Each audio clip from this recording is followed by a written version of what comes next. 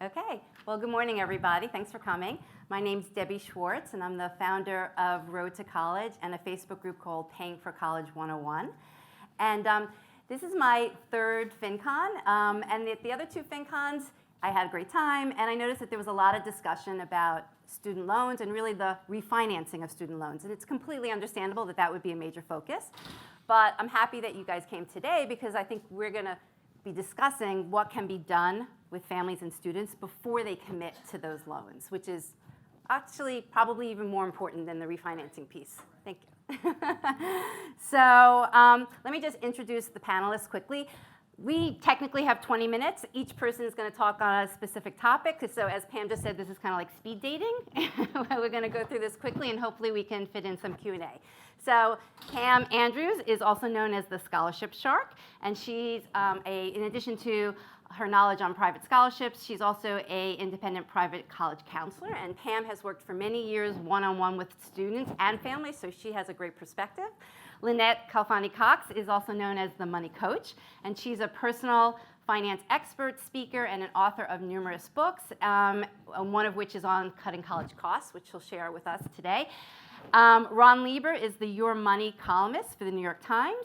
He also has a new book coming out in August 2020 called, what do you expect? Called What to Pay for College, and the entirely new guide to the biggest financial decision your family will ever make. And Reyna Gobel is a personal finance journalist and author of 2 Cliff Note books on the topic of graduation debt and Parents' Guide to Paying for College and Repaying Student Loans. So, great panel. A few of us have been through the process of college admissions and paying for college. A few of us, or Ron's about to go through it in a few years, so I think that's why he's interested in the topic. So we have lots of different perspectives. So just to give you a little background on myself, I have 3 kids. 2 of them, I've been through this process twice. I am about to start this process for the 3rd time. Pam is actually in the midst of this process, right, again. And I'm always amazed, really, kind of how little guidance families get to make such a huge financial decision. And I'm going to use the word family. I know that the term is student debt, but the reality is this is a family decision, this is family debt. And it's not always, couched in that manner, but that's really the way we need to think about it. And I got started in this topic, quite honestly, because I was doing consulting work for a student lender at the same time that my oldest daughter was going through college admissions. And I kind of, my aha moment was that paying for college really isn't, it is about finding the student loans and maybe finding lenders, but that's the end of the process. Really figuring out how to pay for college is knowing the college admissions process itself and managing it strategically. And so that's kind of the information that I'm hoping that we share today with you. If you have topic ideas, that's the information I think we need to help and communicate families about. So I mentioned we have a Facebook group. We have 55,000 members. Feel free to join. It's called Paying for College 101. And we just see day in and day out the stories that people are dealing with, good and bad. So I'm just going to read you one post. And this is, again, just an example of posts we get multiple times a day. But I think it kind of exemplifies some of the things that parents are going through. OK, so this is just from a few weeks ago. This is a parent, and exactly how it starts off. OK, walk me through this.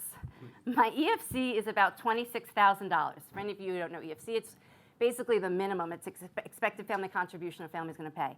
My EFC is $26,000. No way we can afford that.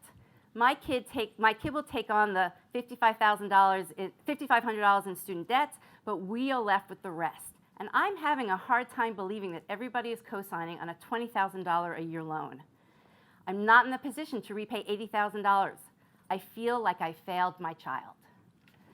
So I think that is kind of pulls together some of the shock that families have and the emotions that they're dealing with.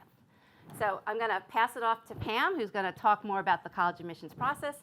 I'm going to time people because we have a lot to say, and we're off. I understand, because if I can't see you, you probably cannot see me, and I'm going to time myself as well.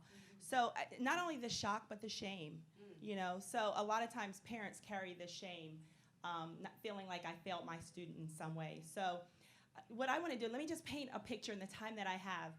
Imagine that your student knows exactly what her interests, her abilities, her passions, her pursuits, her learning styles, how she thrives. Imagine she knows exactly what that is. And then she knows a career or a cluster of careers that align with her passion, her pursuits, her interests, and her abilities. And then imagine she knows exactly what college or list of schools will get her to that desired career path. Now, I say that because it's really important, because a lot of times students will jump ahead and they want to put the cart before the horse, and they want to pick what the rankings say, or maybe what their, where their neighbor attended, or where their best friend attended. They don't think about who they are, how are they uniquely made, what's the best learning community, where will I thrive?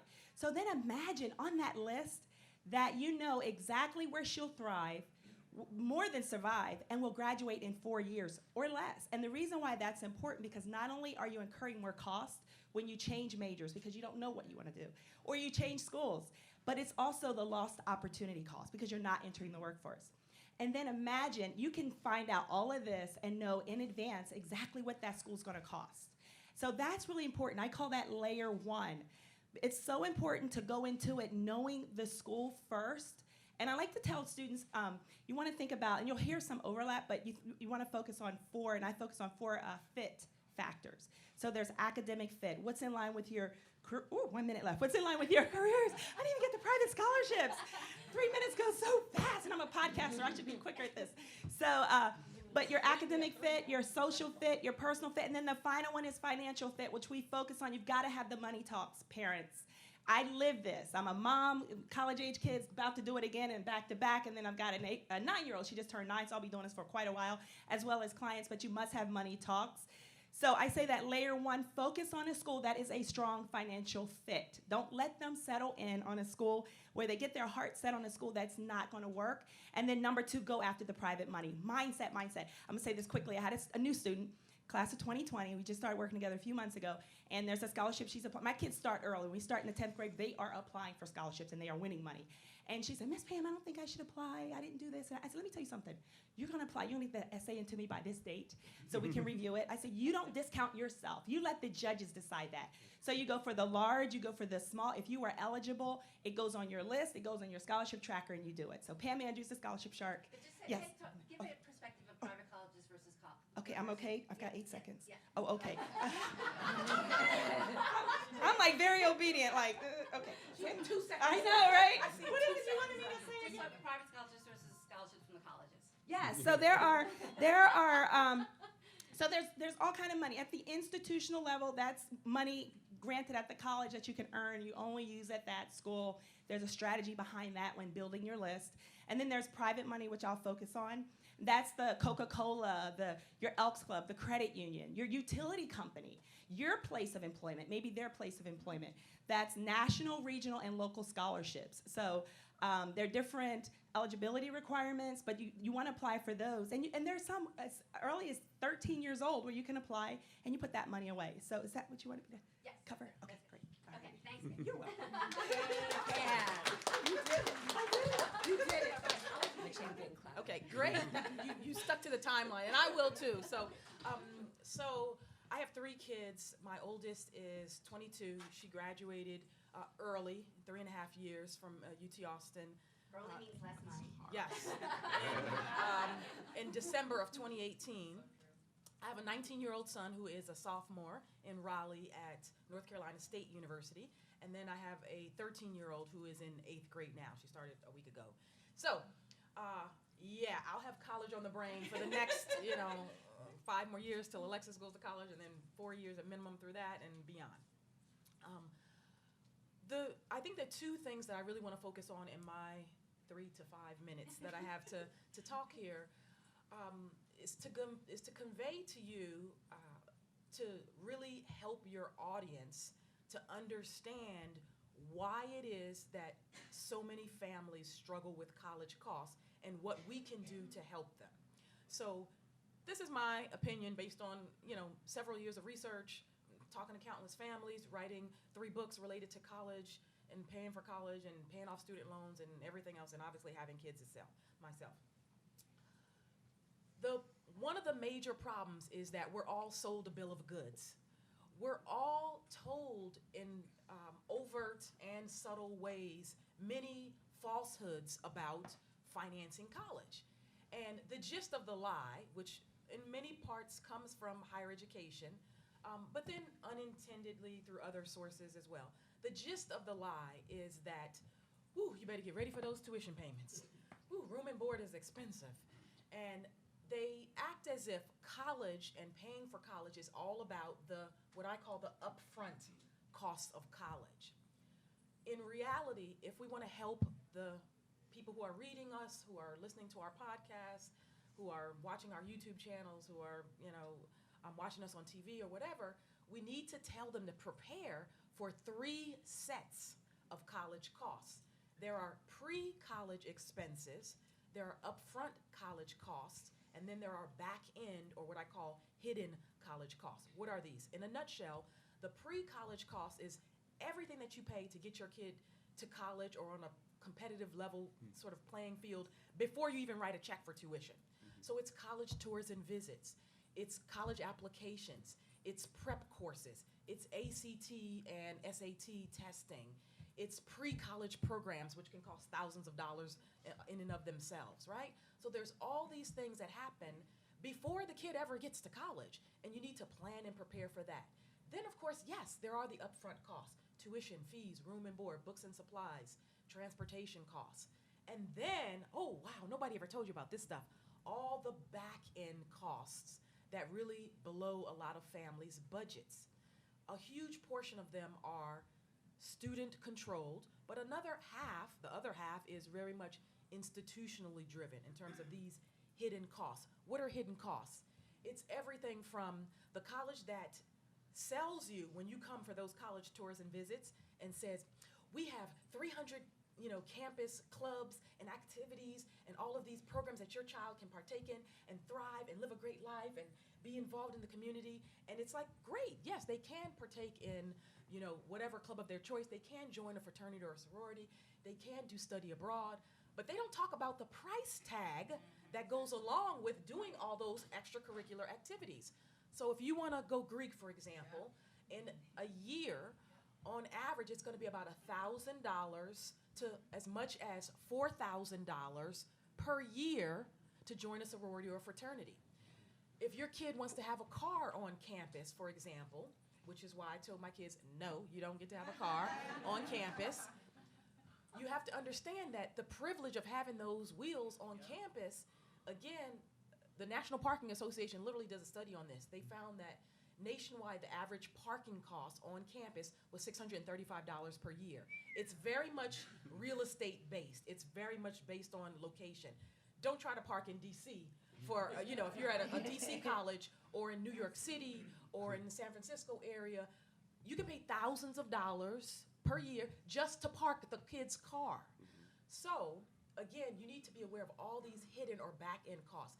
There's a ton of them. Parents' weekend.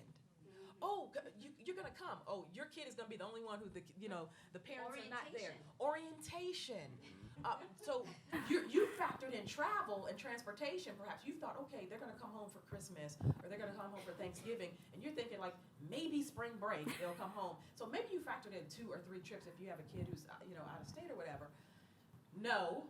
What about you going to visit the kid as well? There's so many hidden costs. There's what I call penalty fees, and I'm going to kind of pause in a minute here because I want to watch the time. But if you have a child who is late, forgetful, who is prone to losing anything or misplacing things, hello. Lose a dorm fee, lose your keys, lose your identification card, be 1 day late registering for a class. Everything is going to be $150, $100 fee, $50 replacement cost. There's so many gotcha and penalty fees on the back end that you really need to be prepared for. So in a nutshell, part of the reason why families struggle is that they're just really looking at one set of costs. It's kind of like saying, I'm having a kid. Oh, the baby costs, for me to go to the hospital and deliver, okay, do I have insurance or not? Okay, that's the insurance is your scholarship, right? Okay, no, if I have to pay for it myself, okay, wow, it's going to cost me $7,000 to have this baby. delivery charges and whatever else. But what about during the pregnancy, the pre-college expenses, in other words? Like, did you have to take prenatal vitamins? Did you have to have visits to the hospital before? Did you have to do all these things to get ready? Do you have to buy new maternity clothes? That's kind of like your pre-college expenses. Then on the back end, you have the child now for the next 18 years. That's the after part, right? The back end cost. So you really have to think about it in context. And I think that's part of why people struggle so much. So I'm going to pause here. Great. And just, Thank you, check Lynnette. and just, we'll have Okay, Ron, give us your perspective. First of all, I want to say thank you. Thank you to the community. I've gained so much personally from reading the mileage blogs and credit card blogs in particular. I'm a total miles hound, and I have been for a quarter century, and have learned a ton from the community that way. In my professional reporting, most recently, some of the work that the White Coat Investor did was hugely helpful for some of the work I was doing at the Times. And of course to Debbie, if you're not on the boards and you care at all about this topic, you should be. It is a living diary of the struggle of a system that is way too complicated, and also a living diary of more than occasional triumphs, thanks to the incredible generosity of the people who have shown up to help one another in that community. I have learned a ton, and the people who are actually in the mix, I know learn a ton. So thanks to all of you for being a part of this. Let me start with just a couple questions here. As with any complicated endeavor in the world of personal finance, it starts with two basic questions, right? What is the definition of success, and how much is enough? I believe that this is the biggest and most complex financial decision that most families will ever make. So I believe that behooves all of us to start there, right? What is the definition of success, and how much is enough? As I've done the reporting for my book, I've come to the conclusion that there are basically like three main goals that families have for college, and often the high school senior is on a very different page than the parent or parents, and the parents themselves, if there are two, are often on different pages themselves. And so you've got to become aligned before you start any of this, right? So I see it in three ways, right? What is the definition of success? Well, you go to college to have your mind grown and your mind blown, right? It's about the learning, right? You are there to be changed and to have your worldview expanded and to become a whole lot smarter. That's number one. Number two, you go to college to find your tribe, right? The people who will carry you over their head, who will hoist you on their shoulders and carry you through life.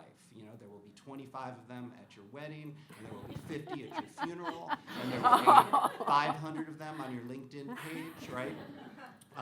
You're going to find those folks who will be with you forever. And number three is jobs, right? College is about getting the credential and finding a way to make a life and make a living.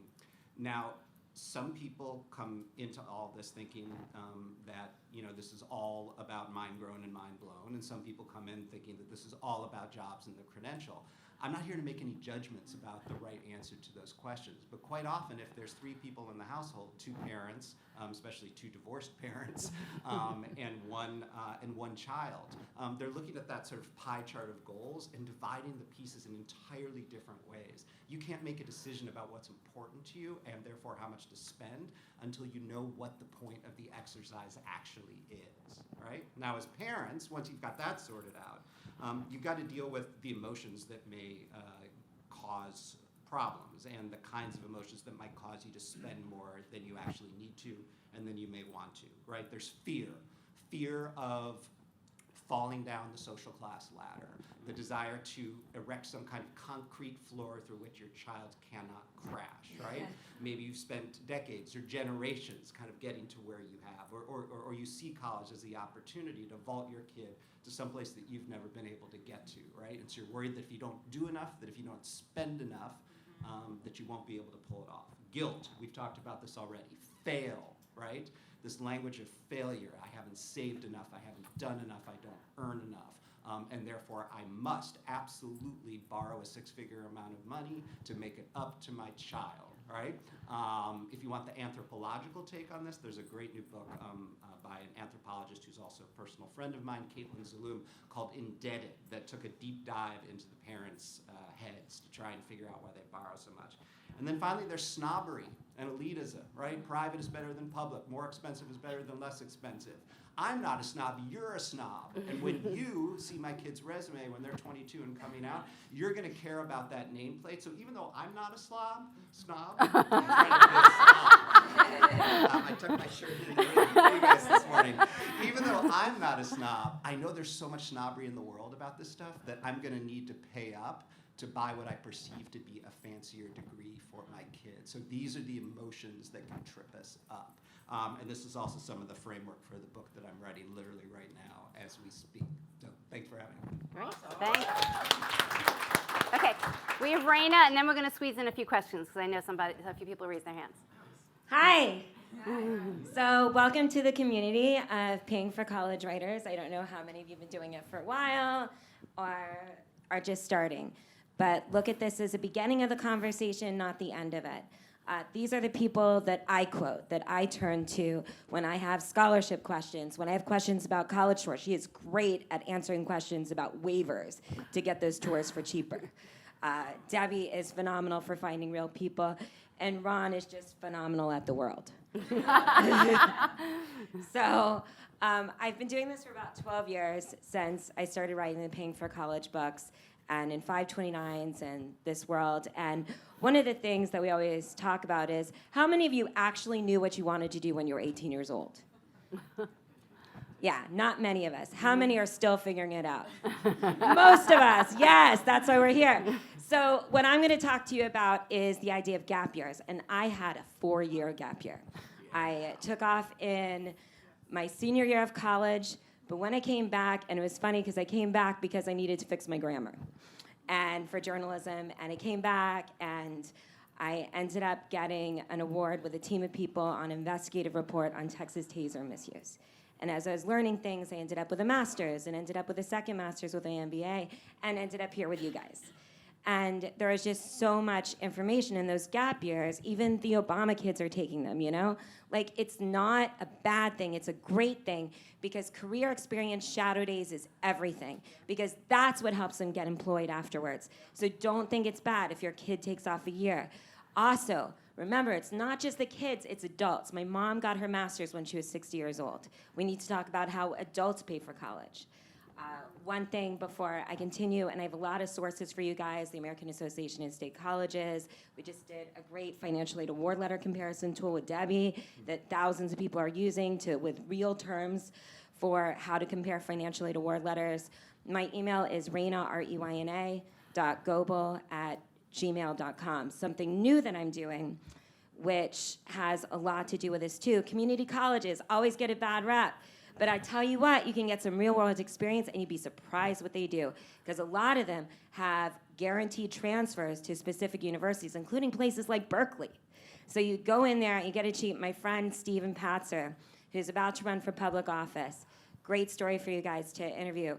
He went to community college first, became student body president, got active in all sorts of things. If he had went to Baruch first, he would have been on Wall Street and miserable. And now he's spending 16 hours a day helping people. So what I really want to conclude with and talk about in this is that it's not just about college. It's not just about the fanciest college. What this is about is building a life. And not just for kids, but for all of us. Whether you're considering going back to school, whether you're thinking about the next thing you want to do for your career, that's what you need to do. And getting the right sources. 529s are good for adults too. I can hook you guys up with sources for that as well, from the National 529 people. And getting the best sources, making sure you're talking to the Department of Ed. I have some great people over there. Making sure that you're talking to the American Association of State Colleges. Foolproof is doing a fantastic, it's a nonprofit education program in the high schools. Talking to the real people through Debbie, all this. We have the resources, we have the ways to get the right information. Let's not just help kids, but let's help adults like ourselves that still want to change our lives. And thank you, everybody. Thanks, Reyna. Okay, we just scratched the surface, and we'll take as many questions until we get kicked out. Okay, go ahead. G-O-B-E-L, yeah. Oh, sorry. Do you want to stand up just so everyone can? Sorry, not to make you scary. guys want wireless this? mic? Oh, yeah. Go ahead. This is a little bit of a scary room to ask this question, but I'm wondering if anybody's having the conversation about how valid college will be in the next 10 to 20 years, because my kids are 8 and 11, and I see a lot of change happening in the workforce. So technology's coming. Sure, no, I think that's a very valid question. I think the answer probably depends on the framework that Ron outlined in terms of what is the purpose of college and what is the goal, and what a great way to describe mind blown or mind grown, finding your tribe or jobs. And so if you're coming at it from that lens, thinking jobs, and you were talking about technology or whatever, et cetera, you know, you can have an honest conversation about that. Not everybody needs to go to college to get a very good job or to enter a career. Reyna just talked about the benefits of having a gap year, of shadowing. There are apprenticeship programs. There are other internship opportunities. There's just, you know, straight to the workforce, and people not necessarily needing to have a 4-year degree or a master's degree, et cetera. Again, if it's for something else, if you're trying to create or strengthen perhaps a social network, which is sort of the second framework that he referenced in terms of why it is, what's the purpose, and how we measure success, then perhaps college is the pathway, and perhaps it's not. Perhaps it's through your other affiliations and social networks and whatnot. And it doesn't have to necessarily be college. If it's about mind blown and mind grown, then perhaps college is the best pathway, and on-the-job experience and other, you know, opportunities might not give you that sort of deep dive, the research, the one-on-one, the exploration of a wide berth of, you know, things, whether if you're at a liberal arts institution, for example. And so it's very much dependent on, like, how do you define success, and what's the purpose and the goal? I, for one, think that, yes, college will remain relevant even over the next 10 to 20 years. I think that it's going to become increasingly relevant for certain segments of the population. High tech, certainly for very skilled labor, and as a weeding out mechanism. But then I do think that we're gonna be in this sort of, you know, kind of hourglass economy where, you know, a lot squeezed in the middle, more, you know, fewer at the top and a lot more at the bottom, and, you know, the cards will sort of fall where they will. But I'm probably the parent who's in the mindset of Ron. Like, I'm not a snob, but I definitely think that I need to get the best for my kid, to give them, you know, every advantage and so forth and so on. So we have to recognize sort of our own perspective and the lens through which we're kind of seeing some of this, I think. Yeah, but what I wanted to say quickly, and I'll say this in like less than 60 seconds. Number one, focus on learning community. What's the best learning community for my kid? So exposure is always good. So you expose them to athletic events at college campuses and expose them to programs. So I'm going to say 2 things quickly. There are some careers that you have to have a degree. You know, I want my doctor, I want my brain surgeon to have gone to college. You know, but these are the conversations I have. I have a kid now. We're wrestling, my own kid, my bio kid. We're wrestling with gap year, which is she runs a nonprofit. It's a great next step for her. So have those conversations. I mean, you've got littles, but as they get older, it's about exposure, it's about conversation, it's about casual before they bump up, and it's about knowing your kid and assessing where are you, who are you, how are you uniquely made, and what's your next natural step, and don't feel so pressured. It's okay.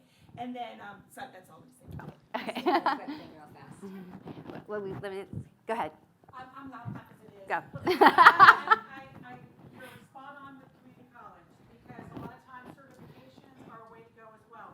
Debbie, I have a question for you about this scholarship tracker, or maybe any of you. Yeah. How does my high schooler keep track of the scholarships that he's putting in for? Pam, so it's Pam. Yeah. I'm sorry. No problem. So, well, there are many ways you can track. You can track whatever works for your student works. You know, some are visual in terms they need paper and pencil. Some are digital. So what you want to, I'm just going to so I have a podcast, and I talk about all this on my podcast. So I'll give it to you in like 30 seconds. But you want to track the due date. You want to track the website. You want to track the name of the scholarship. But don't just focus on the private. I'm a college admissions consultant. I'm an IEC. I work with families with the entire process. My jam is the money. And a lot of times people people want to show up in April and say, okay, we got in, how do we pay Right. for it? Too late. Mhm. Too late to have that conversation. So if you don't take anything from it, think strategically about your school first. That's where you're going to get the So, most right, money. the And largest scholarship is going to come it's from the gonna come school from the that you're, institution. yeah. It's going to come at the school, and then you fill in that gap with the private.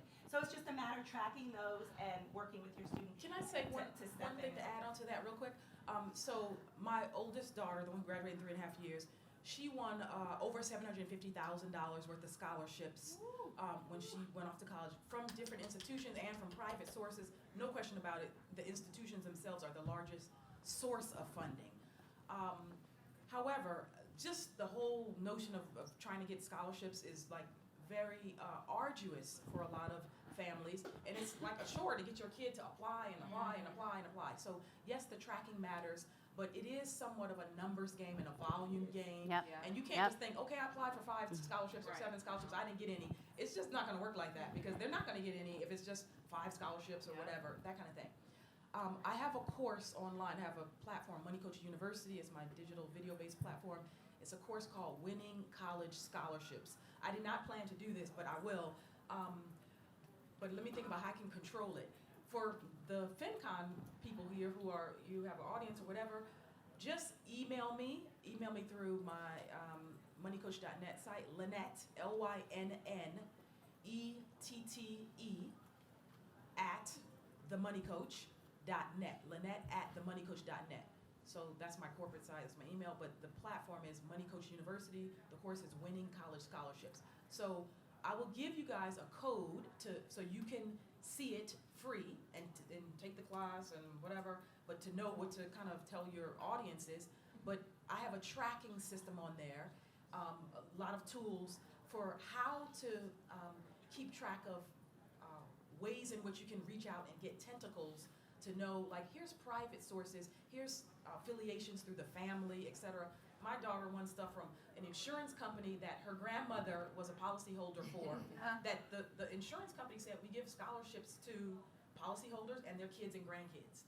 And she wouldn't have gotten that $3,000 scholarship if she had known and tracked and said, okay, grandma, where do you have affiliations, business, who offers a scholarship? So I have them to track all of that, not just through the student and their skills and abilities and all of that, which is perfectly good, but also through family affiliations. And it's a really helpful way to go after scholarship dollars, okay? So just, I just want to make the code, Can you talk?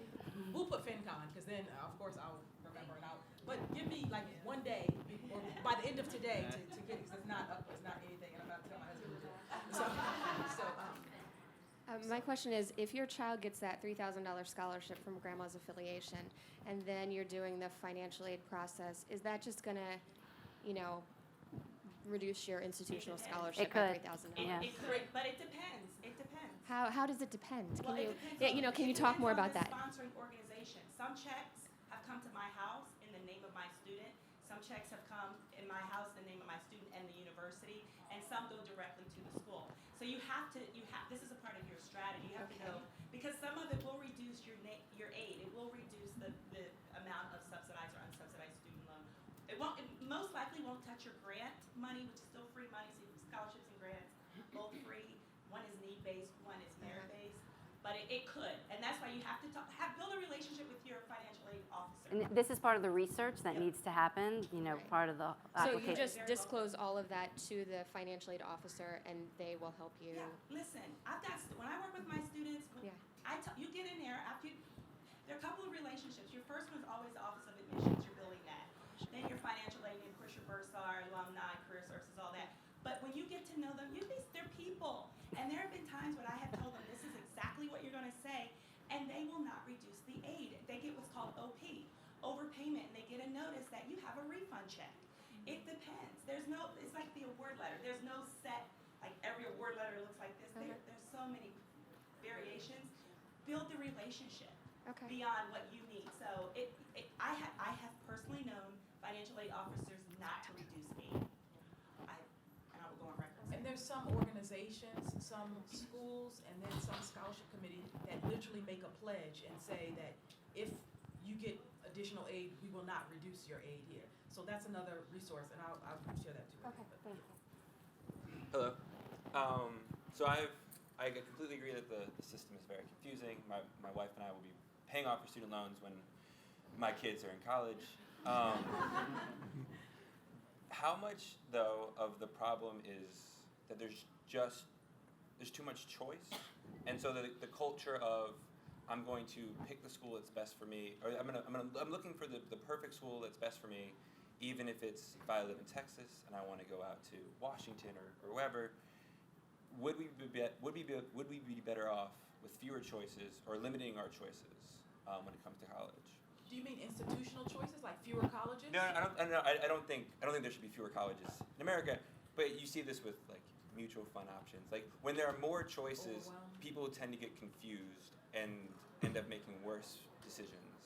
And if people themselves sort of limited their choices to a smaller pool of schools as sort of like a cultural thing, would we be better off? So here, I'll just say this quickly. When I advise my clients, and I also say this on my podcast, when you're building your list, number one, you're going to pick your in-state flagship school, whether you want to go there or not. Everybody wants to get away, but you're going to pick that school, period. And then we begin to build from there, looking at fit. And it's important as you're picking, you're thinking about the type of learning community that's a good fit for you and focusing on that. And so you have to have conversations. I guide families. We have a very detailed assessment that parents must do, because we have to talk about proximity. You may want to run off to Hawaii, but you're not going to Hawaii, if you're on the East Coast. So we talk about proximity. We talk about how you're going to pay for it. It's like a very detailed 3-page process that I require my parents to go through, whether they're both in the household or not. So part of it is having the conversations, having it early, having it often, and letting your student know what your expectation is as a parent. Because like Debbie said earlier, this is a family decision. This is not done in a vacuum and in isolation. This is a family decision, and it impacts the entire household. So the choice, so I would just say on the quick and skinny, pick your in-state flagship school, and then also don't not have that on your list. Taylor, is that you? It is you, Taylor. Hi. So, I'm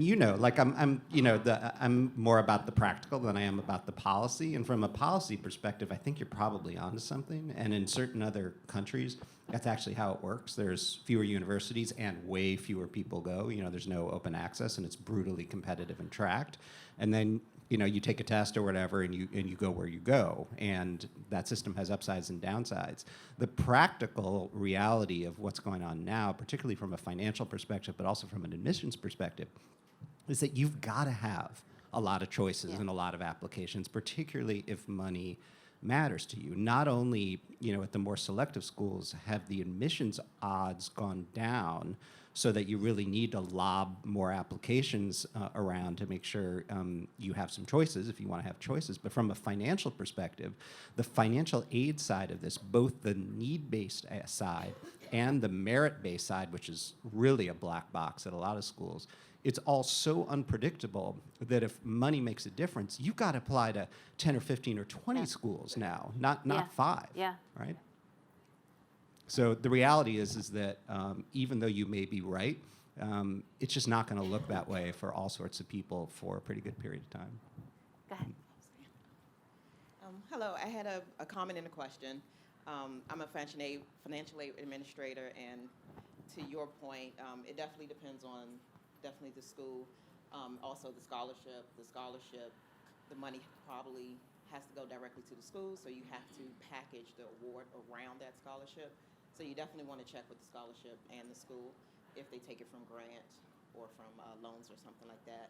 I also want to work on a curriculum for younger children. Both of my babies are college age, and she just started sophomore year. So she was lucky enough, I guess, to have me, so I want to be able to offer that to other kids. Do you all think that it's best, I'm guessing about 7th grade, to have the conversation to go into 8th grade to start high school? Because I know the conversation has to start before high school. Yeah, I'm a It's big too late at believer that point. in earlier is way better. And so the 2-book series that I wrote called College Secrets, the flagship book is College Secrets, How to Save Money, Cut College Costs, and Graduate Debt-Free. That's for 12th graders, college students, and their parents. And then the companion book in that series is called College Secrets for Teens, Money-Saving Ideas for the Pre-College Years. And that's for 7th graders through 12th graders and their parents.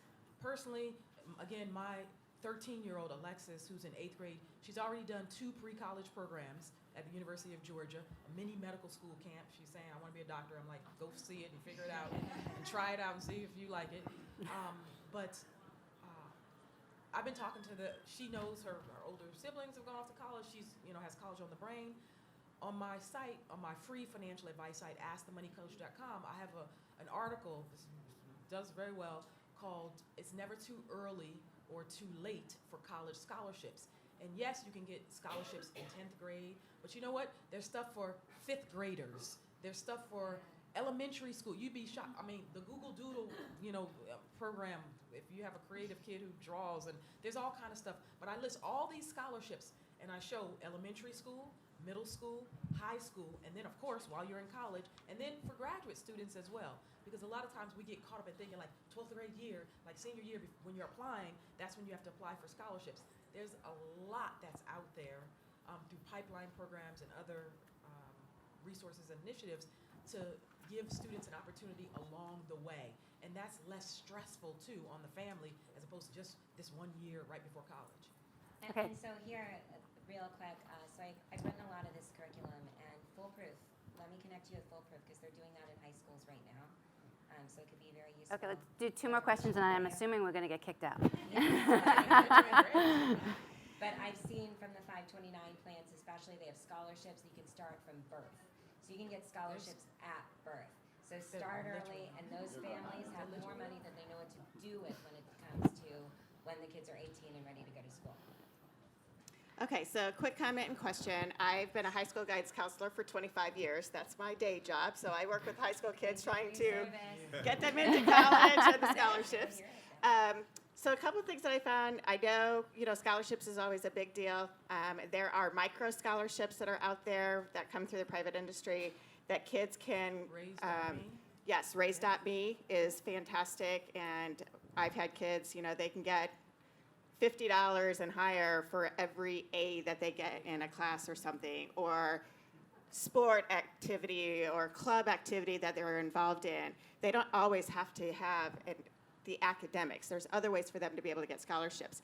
But one of the things that I'm finding is that, and I'm curious about you all, is I'm finding more and more kids where their parents are telling them, we don't have money to pay for you to go to college. If you want to go to college, it's on you.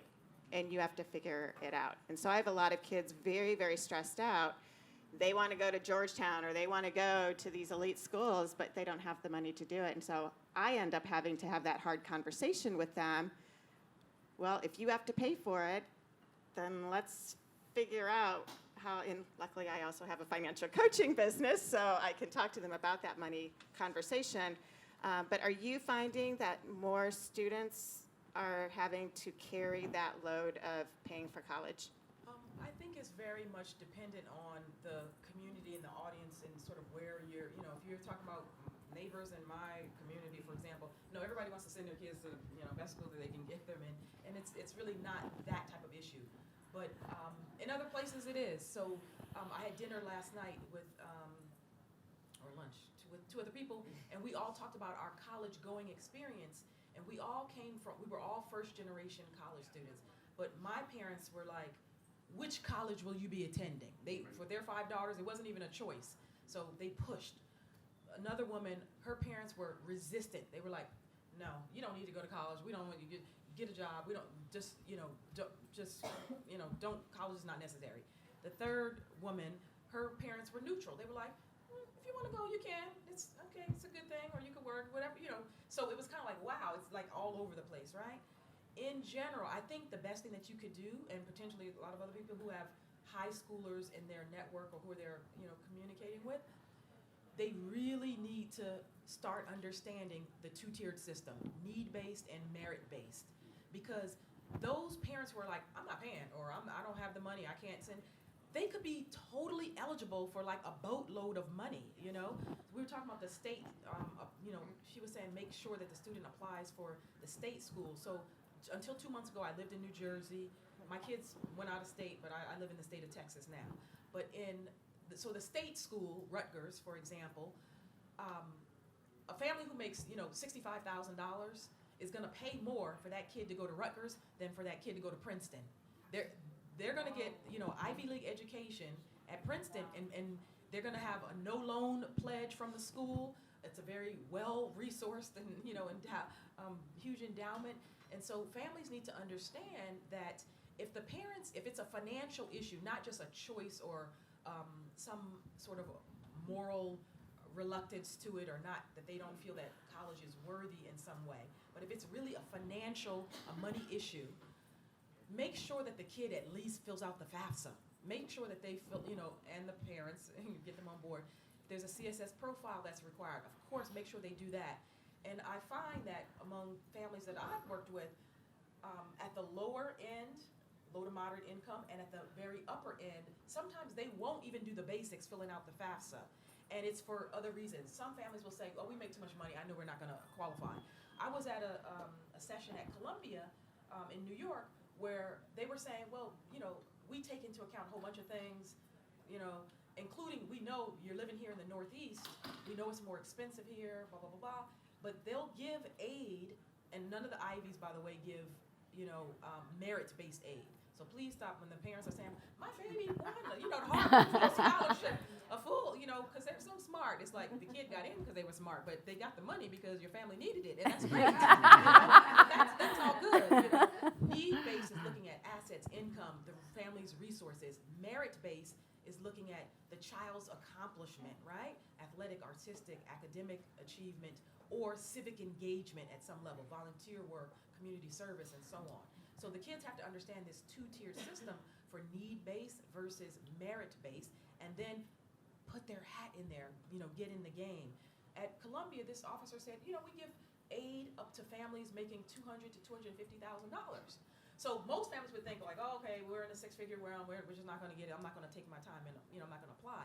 So let them know that they really do have to, fill out those forms. Not the least of which is that at many institutions, to be eligible for the merit-based scholarships, you're required to fill out the FAFSA, which people think is on the need-based side. So your kid is literally out of the running for merit-based scholarships if they don't literally just fill out the forms.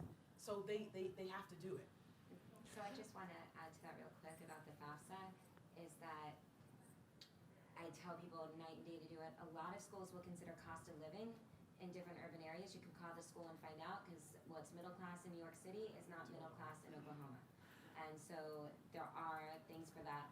I got a scholarship for being one of the first people to apply that had nothing to do with financial aid, like $1,000 each from the schools I was attending. And so always worth applying. Never, never, never a bad idea, no matter how much families make, because honestly, it doesn't matter what families make if they're not contributing to their kids' education. Right. Will you please find me afterwards? Because I'm curious to hear more about how it comes to pass that a high school guidance counselor ends up running a financial counseling business. That's actually of deep journalistic interest to me because of something else that I've noticed about the guidance counselor community that I'd like to talk to you about. But to address your question, I think my guess is that what you're talking about is families who found themselves on a problematic place on the continuum of ability to pay and willingness to pay. Yes, yes. Right? Because the problem that a family like the one I think that you're describing runs into, that if the reason why the family can't pay is that they literally have nothing, then they'll get a full ride at more selective schools that have money because they literally can't pay. But if it's because they won't pay, right, the system. If they perceive can't pay, they have the money, but they're That's what I thought you were talking about, right? Then the kid is really up a creek, right? Yeah. Because unless they can qualify for a full ride, not just tuition, but room and board too, for merit aid, and there are not a lot of those full ride merit aid scholarships that include room and board, that kid is gonna, have to work their way through community college and then, scrape their way, through a state university and hope to be able to live at home for free and not rack up too much debt. And that's the sort of practical reality of it, I think. Please find me afterwards. Yeah, we are seeing that discussion. We are, seeing parents say, I might have the money, but I need that money for retirement, so I'm not going to put all that money towards your education. And then it is, falls on the student to some point. And I mean, honestly, to have a guidance counselor like you is a treasure. So. I'll say in 1 minute too, as a guidance counselor, I mean, take advantage of just natural resources, natural times of the year. October's National College Application Month, November National Scholarship Month. So maybe host, because sometimes parents don't know what they don't know. And like you were saying, you know, it could be either sometimes when you don't know fear, it's either that fight, flight, or freeze. So maybe they just simply don't know and don't I mean, imagine how overwhelmed. I mean, we're in the industry, and it's a lot of information. So host a night, an info night with parents and or students, a bunch of tables, sit down, and just walk them through the process. Pull in, I don't know where you're located, your local community. You can Zoom me in. I'll talk to them. You know, I really will, because it's doable. It's doable more than you realize. So don't let that parent not doing it. You've got the student's ear. Take advantage of, you know, do a parent night, a college night, but do whatever you can do. So, because you do care and you're rare. Yeah. Okay, our last question. Last question. So Lynnette was speaking definitely on my street. I was like, has she been living my life? I actually probably checked off every box: private education, Greek life, full load, came out with a whole bunch of debt, and realized that that's not what I wanted for my kiddo. So I didn't know how many people actually recommend, if you have a student that's in 11th or 12th grade and they are basically finished a lot of their high school requirements, that they do dual enrollment. I know I live in DC, and so you can go to the community college, I think free, if you are still in high school. So I didn't know how many people talk to maybe dual enrollment, so that if not free, you definitely can get it 50% off the credit. Great question, and yes, I absolutely recommend it. And in College Secrets, that's one of the strategies that I talk about. My daughter, so dual enrollment will give you college credit while a student is in high school, and they're taking a class and they're getting college credit essentially for that class. But AP courses, the same thing. And, you know, the AP exams are $92 I think now, or something like that. And sometimes families are like, oh my God, I don't have this money to pay for this. And again, Reyna mentioned that I'm a big, fan of waivers. Literally, if you remember one thing, tell your audience about waivers. You'd be surprised how many waivers there are. There's waivers for everything.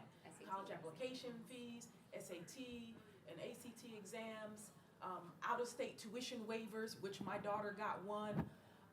There's always at least ask, is there a waiver for this? like literally, and you're like, actually, yep, there is. Or we can cut this, or we can, And so sometimes the key is not only to just ask, but it's for the parents to understand that a waiver eligibility for one thing can make you eligible for additional waivers and free things down the road. Right. So for example, when they're taking the SAT or the ACT, they can get a waiver, and the school guidance counselor can give them the waiver. But frankly, there's other places, and I say where you can get it. Like a church minister or somebody can write on behalf of a student and say, I know this family situation, they have a tough life going on here, and they need a waiver. So other people besides counselors, they can get a waiver for. But long story short, getting that SAT or ACT, for example, waiver, then makes them eligible to get college application waivers. So if you have a kid who's applying for, 10 schools or 15 schools, and it's like $70 a pop, and the parents are like, well, I don't have the money to pay, $700 for, 10 schools.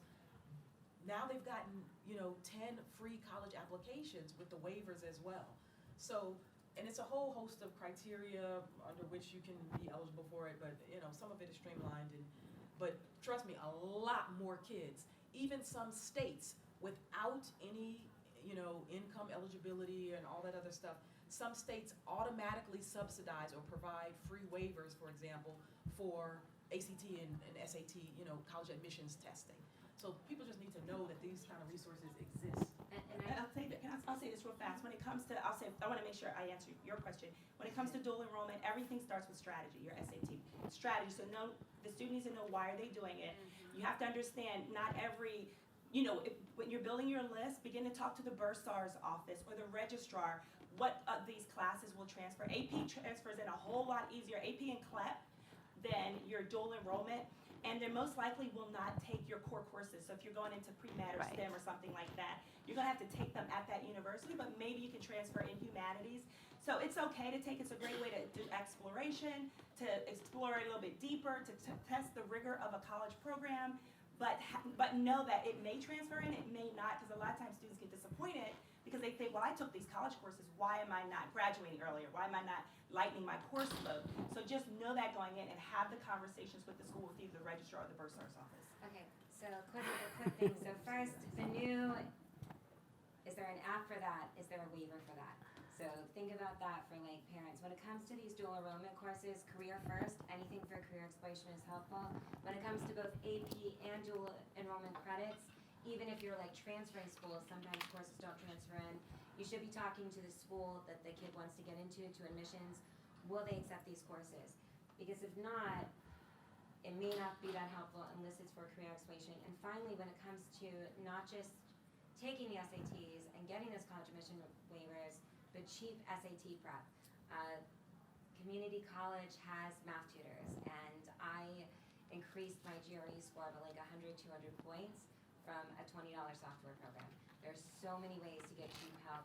It is not out of reach for parents that aren't rich to be able to get their kid that little extra help, because ACT and SAT scores matter a lot when it comes to scholarships. Make sure they spend that $100, $25 that gives them that edge, because it's going to get them thousands. Okay, thank you. Great.